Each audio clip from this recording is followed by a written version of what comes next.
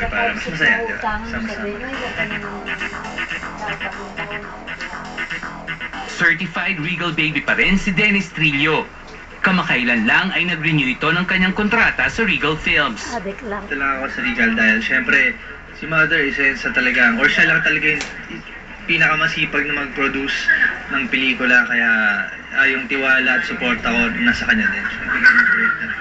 At siya yung nagbigay ng break, malaki ng utang na loob sa kanya. Masayang ibinalita ng aktor na may pelikula na agad siyang gagawin sa 2011. Ang nabanggit nila sa akin, ang una kong gagawin ay kasama ko si Kuya Ogie Algacid. Isa siyang comedy, remake ng lumang pelikula Mahinin versus Mahinin. Parang first movie mo dito, yung Bading din naman. Katulad na pag-renew ko, bading uli, pero ibang klaseng bading na. Kami dalawa ni Kuya Ogie, bading kami dito. And, pero siya yung mas loud na bading. Ako yung medyo closet queen. Ganun naman yung dating ko dito. Alam ko lang, isa siyang lumang pelikula dati na gumanap dalawang seryosong aktor. Si Dindo Fernando at si Ronaldo Valdez. Kaya sobrang excited kami, lalo na makatrabaho si Kuya Ogie. At ang scoop na nasagap ng StarTalk TX mula kay Dennis, makakasama niya agad dito ang bagong Regal Baby na si Solen Yusaf. Kasi may girlfriend ako dito eh. Narinig ko si Solen yata, si Solen. Napag-uusapan na rin lang ang mga scoop sa unang pagkakataon. Nagbigay ng pahayag si Dennis sa bagong kontrobersyang kinasasangkutan ng ex-girlfriend nitong si Christine Reyes. Ito'y may kaugnayan sa mga tweets nito na umano'y pasaring sa nakakairingan nitong si Sarah Geronimo. Nag-press con din kami, so nagkaroon ako ng idea kung ano yung mga nangyayari. Siguro kung ano man yung naging problema nila, ano lang yan eh,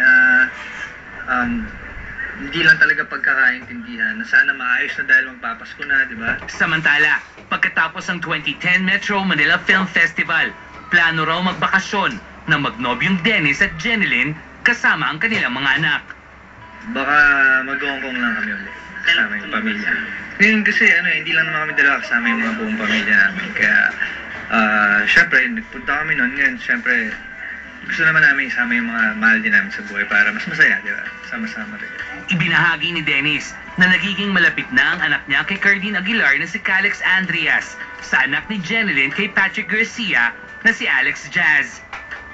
Okay sila, magkalaro sila, playmates dahil parehong lalaki, pareho sila ng mga hilig sila mag-play ng mga rough games, pareho silang maharot, literally. Bago magbakasyon, magsasama sina Dennis at Jen sa ilang episodes ng Jillian na Mama's Kupo.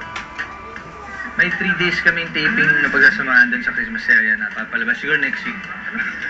Bali mag-asawa kami dito, isa akong pulis na may nawawalang anak na parang si Jillian din. So, tutulungan ako ni Jillian na hanapin yung anak ko na yan. Mga kaibigan, nakikita